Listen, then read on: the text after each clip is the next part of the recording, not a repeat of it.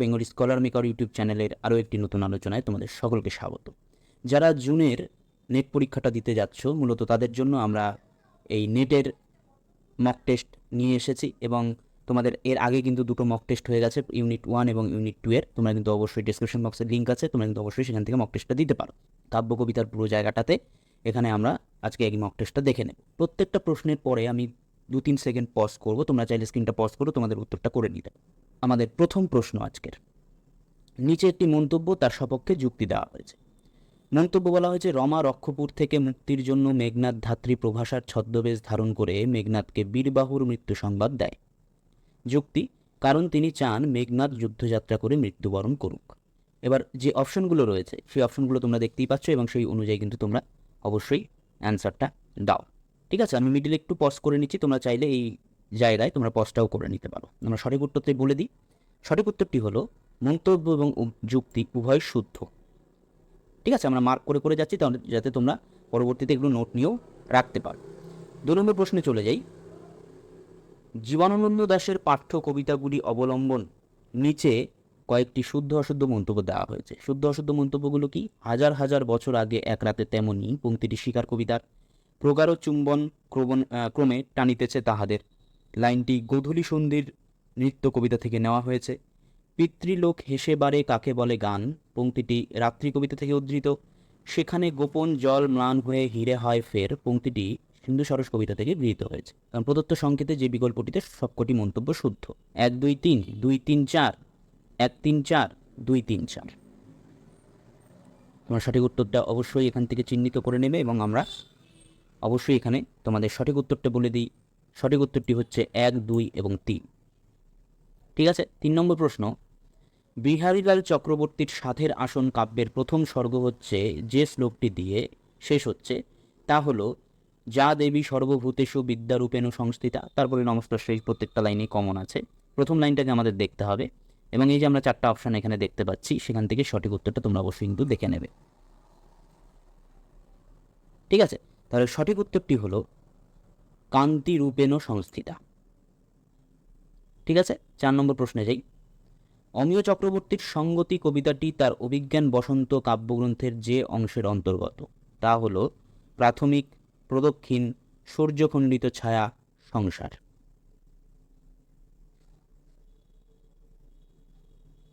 আশা করছি তোমাদের উত্তরটা নির্বাচন করা হয়ে গেছে।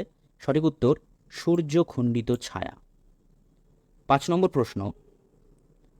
নিচে একটি স্তম্ভমিল টাইপের প্রশ্ন দেওয়া হয়েছে এবং সেখানে দেখা যাচ্ছে যে জীবনানন্দের যে কবিতাগুলো জীবনানন্দ রয়েছে এবং নানা যে কবিতাগুলো রয়েছে সেই কবিতাগুলো থেকে একটা লাইনে এবং সেখানে কোনো গাছ বা ফুলের নাম দেওয়া হয়েছে, সেটার জন্য মানে স্তম্ভমিল করতে হবে। ঠিক আছে, তাহলে এই অনুযায়ী, এই স্তম্ভমিল অনুযায়ী তোমাদের যে সঠিক উত্তরটি আছে, সেই সঠিক উত্তরটি কী হবে আমরা একটু দেখে নিই। ঠিক আছে, তোমরা দেখতেই পাচ্ছ পুরো তালিকাটা এখানে এবং সেই হিসেবে কিন্তু তোমরা মিলিয়ে নেবে। ঠিক আছে, আমি সঠিক উত্তরটি তোমাদের বলে দিই। সঠিক উত্তরটি হলো এ, অর্থাৎ 1। ঠিক আছে, 6 নম্বর প্রশ্নটি হলো, নিচে মেঘনাদবধ কাব্য থেকে রাবণের কয়েকটি উক্তি দেওয়া হলো। ঠিক আছে, উক্তিগুলো তোমরা দেখতেই পাচ্ছ, আমি আর বলছি না। এবং সেই অনুযায়ী প্রদত্ত সংকেতে শুদ্ধ যে ক্রম, সেই ক্রমের রাবণের কয়েকটি উক্তির যে ক্রম, সেই ক্রম থেকে ক্রমটা আমাদের সাজাতে হবে। এবং তোমরা এই 4টা অপশান কিন্তু দেখতে পাচ্ছ, যেখানে সঠিক উত্তরটি হয়ে যাচ্ছে 3 নম্বর, অর্থাৎ ডি, বি, সি, ই এবং এ। ঠিক আছে, এই অনুযায়ী। 7 নম্বর, নিচে মেঘনাদবধ কাব্য অনুসরণে কয়েকটি শুদ্ধ অশুদ্ধ মন্তব্য দেওয়া হয়েছে। তোমরা দেখতেই পাচ্ছ শুদ্ধ অশুদ্ধ মন্তব্যগুলো, 5টি শুদ্ধ অশুদ্ধ মন্তব্য দেওয়া হয়েছে এবং এটা অনুযায়ী এর যে সব বিকল্পটিতে যে সবকটি মন্তব্য শুদ্ধ। ঠিক আছে, তোমরা দেখতে পাচ্ছ, আমি আরেকবার স্ক্রল করে দিচ্ছি। সঠিক উত্তর 4, এ, সি এবং ই। ঠিক আছে, তোমরা কিন্তু অবশ্যই এটা মিলিয়ে নেবে। 8 নম্বর প্রশ্ন দেখো, নিচে কাজী নজরুল ইসলামের কবিতা অনুসরণে কয়েকটি শুদ্ধ অশুদ্ধ মন্তব্য দেওয়া হয়েছে এবং শুদ্ধ অশুদ্ধ মন্তব্যগুলো তোমরা দেখতেই পাচ্ছ, 5টি শুদ্ধ অশুদ্ধ মন্তব্য রয়েছে এবং এই শুদ্ধ অশুদ্ধ মন্তব্য অনুযায়ী এই 4টা অপশানের মধ্যে আমাদের কোনগুলো ঠিক হবে? এ, সি এবং ডি। ঠিক আছে, আমরা 9 নম্বর প্রশ্নে চলে যাচ্ছি। সুধীন্দ্রনাথ দত্তের সংবর্ত কবিতায় ব্যবহৃত মাতর্রিস্যা শব্দটির অর্থ কী? বায়ু, জল, অগ্নি, মৃত্তিকা। সঠিক উত্তর বায়ু। 10 নম্বর প্রশ্ন, দেওয়ালির আলো মেখে গিয়েছে পুরে কাল সারা রাত, শক্তি চট্টোপাধ্যায় লিখিত এই কাব্যাংশের শূন্যস্থানে যে শব্দটি বসবে তা হল হৃদয়, পৃথিবী, বাতাস, নক্ষত্র। সঠিক উত্তর নক্ষত্র। ঠিক আছে, 11 নম্বর প্রশ্ন দেখে নিই। বিষ্ণুদের জল দাও কবিতায় যে নদীর নাম উল্লেখিত হয়নি, দেখো হয়নি বলে কিন্তু প্রশ্নটা এসছে, একটু লক্ষ্য করতে হবে। তা হলো রূপনারায়ণ, দামোদর, অজয়, কাঁসাই। ঠিক আছে, সঠিক উত্তর অজয়। 12 নম্বর প্রশ্ন, যা দেবী সর্বভূতেষু কান্তিরূপেণ সংস্থিতা, শ্লোকটি দিয়ে শেষ হচ্ছে সাধের আসন কাব্যের যে স্বর্গ। দেখো এটা কিন্তু আমরা প্রথমে একটা প্রশ্ন রেখেছিলাম, এই প্রশ্নটা কিন্তু ঘুরিয়েও এইভাবে তোমাদের আসতে। তাহলে সঠিক উত্তর কি? প্রথম। ঠিক আছে, 13 নম্বর প্রশ্ন, নিচে অমিয় চক্রবর্তী কবিতা অনুসরণে কয়েকটি শুদ্ধ অশুদ্ধ মন্তব্য দেওয়া হয়েছে, তোমরা দেখতেই পাচ্ছ শুদ্ধ অশুদ্ধ মন্তব্যগুলো, তোমরা চাইলে স্ক্রিনটা পজ করে নিতে পারো। এবং এই মন্তব্য অনুযায়ী আমাদের সঠিক যে উত্তর সেটা হয়ে যাচ্ছে কেবল 1, 2 এবং 5। ঠিক আছে, 14 নম্বর প্রশ্নে চলে যাই, যেখানে সাধের আসন কাব্য অনুসরণের নিচে কয়েকটি শুদ্ধ অশুদ্ধ মন্তব্য দেওয়া হয়েছে। এবং এখনও তোমরা দেখতে পাচ্ছ যে 5টা মন্তব্য যে দেওয়া হয়েছে সেটা অনুযায়ী এখানে যে সবকটি মন্তব্য শুদ্ধ যে বিকল্পটিতে, সেটা হয়ে যাচ্ছে 1, 2 এবং 3। কেমন? 15 নম্বর প্রশ্নে চলে যাচ্ছি। বিজয়ী বসতি আনে সচ্ছল বসতি আনে উন্মুখর দেশ, কত চেলিউস্কিন। বিষ্ণুদে রচিত জলদাও কবিতায় উল্লিখিত এই চেলিউস্কিন হলেন অষ্টাদশ শতকের রুশ অভিযাত্রী, পূর্বতন সোভিয়েত ইউনিয়নের বিপ্লবী নেতা, ঊনবিংশ শতাব্দীর রাশিয়ার কবি, ঊনবিংশ শতাব্দীর রাশিয়ার চিত্রশিল্পী। ঠিক আছে, সঠিক উত্তর হয়ে যাচ্ছে আমাদের অষ্টাদশ শতকের রুশ অভিযাত্রী। ঠিক আছে, এবার আমরা 16 নম্বর প্রশ্নে যাওয়ার আগে তোমাদের জন্য এখানে একটা ছোট্ট বিজ্ঞপ্তি দিয়ে রাখি, যেটা আমাদের 4 তারিখ অর্থাৎ জুনের 4 তারিখে আমাদের ডিসেম্বরের জন্য যে পরীক্ষা তোমরা প্রস্তুতি নিচ্ছ তার ব্যাচ শুরু হয়ে যাচ্ছে, ক্লাসও শুরু হয়ে যাবে রীতিমতো।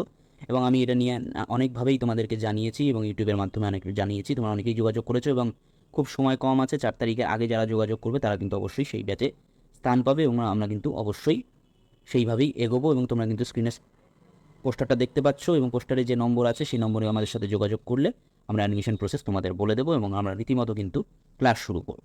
ঠিক আছে, তাহলে এখানে একটু তোমাদের জানিয়ে রাখলাম। এবার আমরা যাই 16 নম্বর প্রশ্নে, যেখানে আমরা দেখতে পাচ্ছি গোধূলি সন্ধ্যের নৃত্য কবিতায় কবি চাঁদকে যার সঙ্গে তুলনা করেছেন তা হলো হীরের বিচ্ছুরণ, সাদা স্ফটিক, মেধাবিনী নারীর মুখ, রূপার ডিবে। সঠিক উত্তর হয়ে যাচ্ছে রূপার ডিবে। কেমন? 17 নম্বর প্রশ্ন, কবিতা সিংহ তার আন্তিগণে কবিতাটি যাকে উৎসর্গ করেছেন তিনি হলেন শোভা সেন, কেয়া চক্রবর্তী, নটি বিনোদিনী, বেগম রোকেয়া। দেখো এই প্রশ্নটা কিন্তু আমাদের পারা উচিত, কারণ কবিতা সিংহ নিয়ে যখন আমরা আলোচনা করেছিলাম এই সমস্ত দিকগুলো কিন্তু আমরা খুব ডিটেলিং আলোচনা করেছিলাম এবং এইটা কিন্তু পারা উচিত তোমাদের। এবং আমরা সবাই জানি যে এর উত্তর হচ্ছে কেয়া চক্রবর্তী। ঠিক আছে, 18 নম্বর প্রশ্ন, নিচে কয়েকটি শুদ্ধ অশুদ্ধ মন্তব্য দেওয়া হলো এবং এখানে দেখা যাচ্ছে যে আমাদের যে কবিতাগুলো আছে, অমিয় চক্রবর্তীর প্রথম কাব্যগ্রন্থের নাম এক মুঠো কাব্যগ্রন্থের একটি কবিতা চেতন শেখরা, এরকম করে আমাদের 5টা তথ্য দেওয়া হয়েছে এবং সেই তথ্য অনুযায়ী যে বিকল্পটিতে মন্তব্যগুলি শুদ্ধ সেটা কিন্তু আমাদের দেখতে হবে। এবং এই তোমরা দেখতেই পাচ্ছ এখানে 18 নম্বর প্রশ্নের যে 1, 2, 3, 4 করে যে অপশনগুলো রয়েছে সেখানে সঠিক উত্তরটা তোমরা নির্বাচন করে নাও। সঠিক উত্তরটি হবে সি, 2, 3 এবং 5। ঠিক আছে, শুদ্ধ। 19 নম্বর প্রশ্নে চলে আসি, মেঘনাদ বধ অবলম্বনে কয়েকটি শুদ্ধ অশুদ্ধ মন্তব্য এবং এখানে 5টা দেওয়া হয়েছে এবং সেই অনুযায়ী এখানে যে বিকল্পটি দেওয়া হয়েছে সেটা অনুযায়ী তোমাদের সঠিক উত্তরটা নির্বাচন করতে হবে এবং এটা অনুযায়ী এর সঠিক উত্তর হয়ে যাচ্ছে 1, 2 এবং 3। কেমন? 20 নম্বর প্রশ্নে চলে আসি, নিচের জীবনানন্দ দাশ কবিতা সম্পর্কিত কয়েকটি শুদ্ধ অশুদ্ধ মন্তব্য দেওয়া হলো।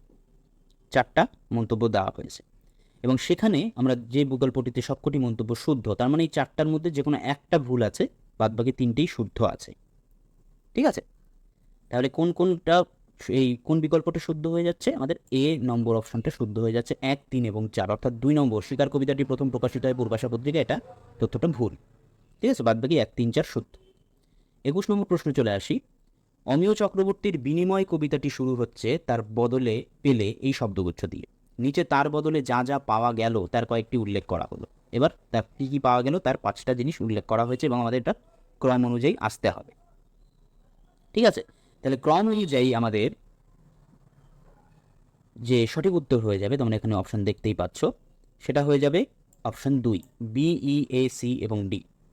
ঠিক আছে, সেটা কিন্তু তোমরা অবশ্যই একটু দেখে নেবে, একটু মিলিয়েও নেবে, কারণ এগুলো শুধু মক টেস্ট নয় কিন্তু। ঠিক আছে, এগুলো কিন্তু নোটও অ্যাকচুয়ালি, তোমরা কিন্তু প্রশ্নগুলো একটু নোট আকারে খাতার মধ্যে লিখেও নেবে। ঠিক আছে, আমি মক টেস্ট আকারে তোমাদের জন্য আনছি যেন, কারণ অনেকেরই প্রস্তুতি ভালো হয়েছে, ভালো রয়েছে, তারা একটু এখানে নিজেকেও তোমরা বিচার করে নিতে পারবে। দেখো নিচের জীবনানন্দ দাশের পাঠ্য কবিতা অবলম্বনে কয়েকটা স্তম্ভমিল দেওয়া হয়েছে দুটো।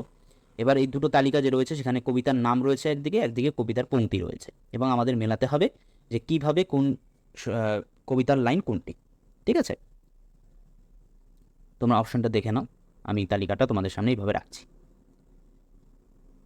ঠিক আছে, তোমরা দেখতেই পাচ্ছ, তোমরা ততক্ষণে নির্বাচন করে নাও। সঠিক উত্তর হয়ে যাচ্ছে সি। কেমন? 23 নম্বর প্রশ্ন, সাধের আসন কাব্যের কয়েকটি স্বর্গনাম সংখ্যা দেওয়া হলো, এর মধ্যে কয়েকটি শুদ্ধ কয়েকটি অশুদ্ধ। এবার এই দেখা যাচ্ছে স্বর্গনামগুলো, এবার স্বর্গনামগুলোর মধ্যে যে সংকেত অনুযায়ী যে বিবৃতিতে সর্বটি স্বর্গ সংখ্যা শুদ্ধ।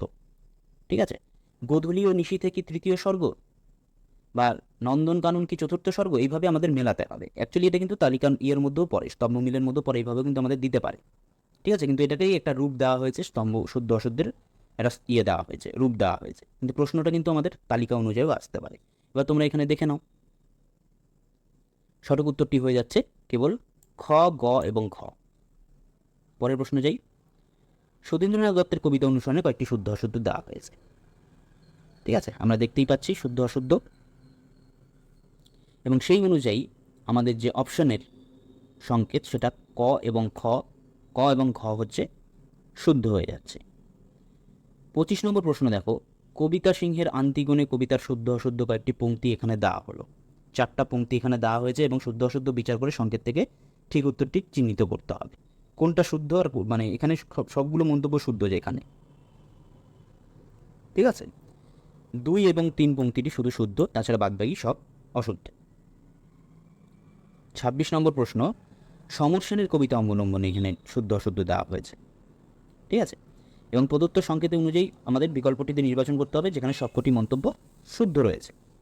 ঠিক আছে, 26 নম্বর প্রশ্নের দিকে আমরা দেখতে পাচ্ছি এখানে সঠিক উত্তর হয়ে যাচ্ছে ক, খ এবং ঘ। ঠিক আছে, 27 নম্বর প্রশ্ন, তোমরা ধার্মিক কৃষ্ণের জীব বিদ্রোহ করো না অদৃশ্য মানো, পংক্তিটি যে কবিতার রচনা বা যে কবির রচনা। ঠিক আছে, বিষ্ণুদে, সুধীন্দ্রনাথ দত্ত, সমর সেন, অমিয় চক্রবর্তী। সঠিক উত্তর অমিয় চক্রবর্তী। 28 নম্বর প্রশ্ন, অনন্ত কুয়ার জলে চাঁদ পড়ে আছে কবিতায় কবি নবান্নের দিন যে গাছের চারা নিয়ে যেতে চেয়েছেন, শেফালি, কদম, সূর্যমুখী, গন্ধরাজ। ঠিক আছে, দেখো ফ্ল্যাট টাইপের প্রশ্ন কিন্তু আমাদের আসবে, এটাতে চিন্তা করার কিছু নেই, সব ধরনেরই আমাদের প্রশ্ন কিন্তু তোমাদের জন্য রাখা হয়েছে এবং তোমরা কিন্তু দেখতেই পাচ্ছ, এবং এটার সঠিক উত্তর হয়ে যাচ্ছে শেফালি। কেমন?